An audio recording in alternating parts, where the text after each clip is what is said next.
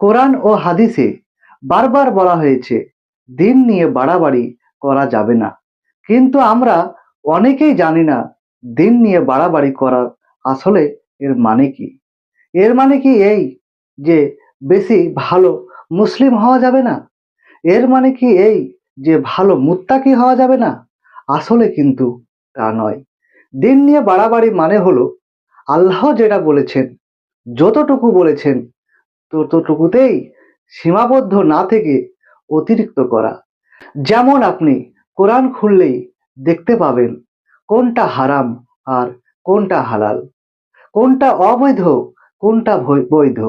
আল্লাহ তাআলা সহজ ভাষায় স্পষ্টভাবে বলে দিয়েছেন যে আল্লাহ যতটুকু বলেছেন ততটুকুই মানলেই হয়ে যায়, তাই না?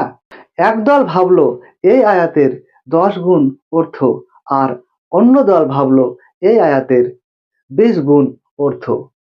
কোন হরফের কি গুপ্ত ব্যাখ্যা ইত্যাদি বের করতে লাগলো, কোন হরফের কি অর্থ সেটাও খুঁজতে লাগলো। একটা আয়াত নিয়ে হাজার হাজার পৃষ্ঠার তাফসির লেখা শুরু করলো।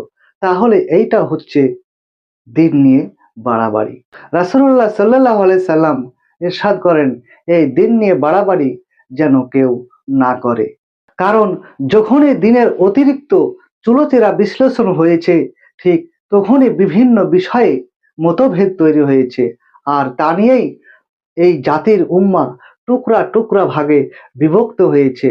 ভাই, একটা কথা বিশ্বাস করেন, আমাদের আলেমরা যদি দিন নিয়ে বাড়াবাড়ি না করতেন, ইসলামের ছোটখাটো অপ্রয়োজনীয় বিষয়গুলি নিয়ে যদি বাহাস মোনাজারা না করতেন, আজও আমরা ওই সাহাবীদের মতো ঐক্যবদ্ধভাবে থাকতে পারতাম এবং আমাদেরকে কেউ ইনশাআল্লাহ পরাজিত করতে পারতেন না।